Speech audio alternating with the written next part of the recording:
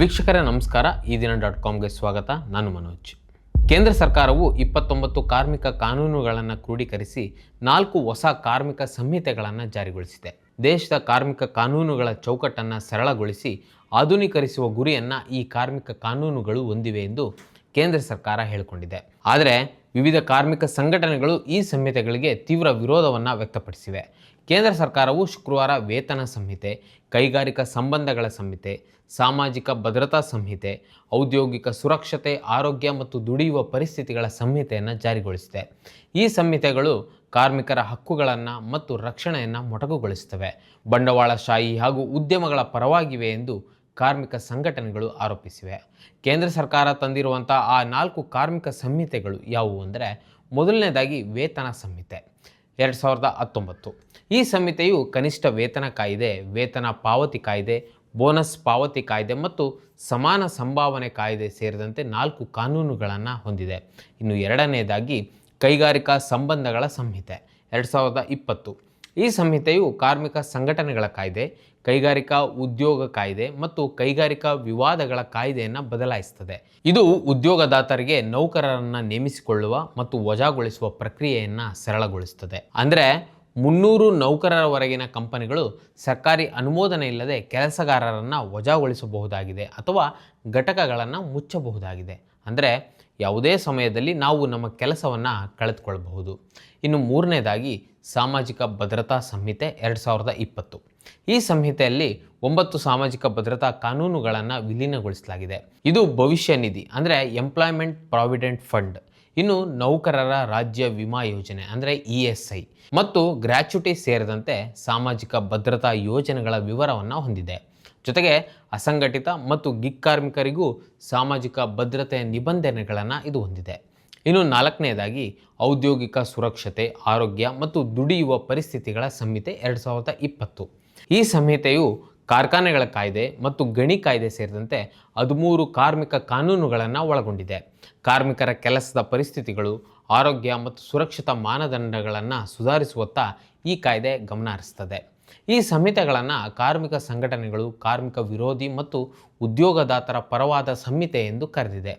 ಕಾರ್ಮಿಕರನ್ನು ಯಾವುದೇ ಸಂದರ್ಭದಲ್ಲಿ ವಜಾ ಮಾಡುವ ಅವಕಾಶವನ್ನು ಈ ಕಾಯ್ದೆಗಳು ಕಂಪನಿಗಳಿಗೆ ನೀಡುವುದರಿಂದ ಉದ್ಯೋಗ ಭದ್ರತೆಯನ್ನು ಕಡಿಮೆ ಮಾಡುತ್ತದೆ ಎಂದು ಕಾರ್ಮಿಕ ಸಂಘಟನೆಗಳು ಆತಂಕ ವ್ಯಕ್ತಪಡಿಸಿವೆ. ಹಾಗೆಯೇ ಈವರೆಗೆ ನಮ್ಮ ಹಕ್ಕಿಗಾಗಿ ಹೋರಾಡುವ ಹಕ್ಕು ಇತ್ತು, ಆದರೆ ಈ ಸಂಹಿತೆಗಳು ನಾವು ಮುಷ್ಕರ ನಡೆಸುವ ಹಕ್ಕನ್ನೇ ಮೊಟಕುಗೊಳಿಸುತ್ತವೆ. ಮುಷ್ಕರಕ್ಕೆ ಹೋಗುವ ಕನಿಷ್ಠ 60 ದಿನಗಳ ಮೊದಲು ನೋಟಿಸ್ ನೀಡುವುದನ್ನು ಕಡ್ಡಾಯಗೊಳಿಸಲಾಗಿದ್ದು, ತ್ವರಿತ ಮುಷ್ಕರಗಳನ್ನು ಕಾನೂನು ಬಾಹಿರಗೊಳಿಸುತ್ತದೆ. ಅಂದರೆ ಅನ್ಯಾಯದ ವಿರುದ್ಧ ಕಾರ್ಮಿಕರು ಹೋರಾಟ ನಡೆಸಲು ಸುಮಾರು 60 ದಿನ ಕಾಯಬೇಕು ಎಂದರ್ಥವೇ ಎಂಬುದು ಕಾರ್ಮಿಕ ಸಂಘಟನೆಗಳ ಪ್ರಶ್ನೆಯಾಗಿದೆ. ಈ ಸಂಹಿತೆಗಳು ಕಾರ್ಪೊರೇಟ್ ವಲಯಕ್ಕೆ ಅನುಕೂಲ ಮಾಡಿಕೊಡಲು ಕಾರ್ಮಿಕ ಹಕ್ಕುಗಳು ಮತ್ತು ರಕ್ಷಣೆಯನ್ನು ಮೊಟಕುಗೊಳಿಸುತ್ತವೆ ಎಂದು ವಿರೋಧ ಪಕ್ಷಗಳು ಮತ್ತು ಕಾರ್ಮಿಕ ಸಂಘಟನೆಗಳು ಆರೋಪಿಸಿವೆ. ಈ ಬಗ್ಗೆ ನಮ್ಮ ಈ ದಿನ .comಗೆ ಪ್ರತಿಕ್ರಿಯಿಸಿದ CITU ಮುಖಂಡರಾದ S. ವರಲಕ್ಷ್ಮಿ, ಕಾರ್ಮಿಕ ಸಂಹಿತೆಗಳು ಭಾರತದ ಬೆಳವಣಿಗೆಯನ್ನು ಕುಂಠಿತ ಮಾಡುವಂಥದ್ದು. ದೇಶದಲ್ಲಿ ಈಗಾಗಲೇ ಆರ್ಥಿಕವಾಗಿ ಸಾಮಾಜಿಕವಾಗಿ ಅಸಮಾನತೆ ಇದೆ. ಈ ಕಾರ್ಮಿಕ ಸಂಹಿತೆಗಳಿಂದ ದೊಡ್ಡ ಪ್ರಮಾಣದಲ್ಲಿ ಈ ಅಸಮಾನತೆ ಹೆಚ್ಚಾಗ್ತದೆ. ಆದ್ದರಿಂದ ಈ ಸಂಹಿತೆಗಳನ್ನು ಸರ್ಕಾರ ವಾಪಸ್ ಪಡೆಯಬೇಕು. ಶ್ರಮಶಕ್ತಿ ನೀತಿ 2025 ಜಾರಿಗೆ ತರಲಾಗಿದೆ. ಇದರಲ್ಲಿ ಕಡಿಮೆ ವೆಚ್ಚ, ಉತ್ತಮ ಗುಣಮಟ್ಟ ಎಂದು ಹೇಳಲಾಗ್ತದೆ. ಅದರ ವ್ಯಾಖ್ಯಾನಗಳಂತೆ ಉತ್ಪಾದನೆಗೆ ಇರುವ ಕಚ್ಚಾ ವಸ್ತುಗಳ ವೆಚ್ಚವನ್ನು ಕಡಿಮೆ ಮಾಡಬೇಕು. ಆದರೆ ಸರ್ಕಾರ ಕಾರ್ಮಿಕರ ಮೇಲೆ ಮಾಡುವ ವೆಚ್ಚವನ್ನು ಕಡಿಮೆ ಮಾಡಲು ಈ ನೀತಿಯನ್ನು ಜಾರಿಗೆ ತಂದಿದೆ. ಇದು ದೇಶದ ಅಭಿವೃದ್ಧಿಯನ್ನು ಕುಂಠಿತಗೊಳಿಸುತ್ತದೆ. ಅಭಿವೃದ್ಧಿಗೆ ಇದು ವಿರುದ್ಧವಾದದ್ದು ಎಂದು ಆಕ್ರೋಶವನ್ನು ವ್ಯಕ್ತಪಡಿಸಿದ್ದಾರೆ. ನನ್ನ ಫೇವರೇಟ್ ನಂದಿನಿ ಚೀಸ್, ಈಗ ಎಲ್ಲರ ಫೇವರೇಟ್ ನಂದಿನಿ ಚೀಸ್. ಇನ್ನು ನಮ್ಮ ಈ ದಿನ .comಗೆ ಪ್ರತಿಕ್ರಿಯಿಸಿದ AIUTUC ಸಂಘಟನೆಯ ರಾಜ್ಯ ಸಮಿತಿ ಸದಸ್ಯ ಮೈಸೂರು ಮುದ್ದುಕೃಷ್ಣ ಅವರು ಮಾತನಾಡಿ, ಈ ಕಾನೂನುಗಳನ್ನು ಜಾರಿಗೆ ತಂದಿರುವುದು ಈ ದೇಶದ ಬಂಡವಾಳಶಾಹಿಗಳಿಗೆ ಹೆಚ್ಚಿನ ಪ್ರಮಾಣದ ಲಾಭ ಮಾಡಿಕೊಡಲೇ ಹೊರತು ಕಾರ್ಮಿಕರ ಹಿತಾಸಕ್ತಿಗಾಗಿ ಅಲ್ಲ. ಉದ್ಯೋಗದ ಭದ್ರತೆಯೇ ಇಲ್ಲದಂತಾಗಿದೆ. ಮಾಲೀಕ ರಾತ್ರೋರಾತ್ರಿ ಕಂಪನಿ ಮುಚ್ಚಿ ಓಡಿ ಹೋಗಬಹುದೆಂಬ ನೀತಿಯನ್ನು ಸರ್ಕಾರ ಜಾರಿಗೊಳಿಸಿದೆ ಎಂದು ದೂರಿದರು. ಇನ್ನು ಮುಂದುವರೆದು ಮಾತನಾಡಿ, ಮುಷ್ಕರ ಮಾಡುವ ಹಕ್ಕನ್ನೇ ಕಸಿದುಕೊಳ್ತದೆ ಈ ಸಂಹಿತೆ.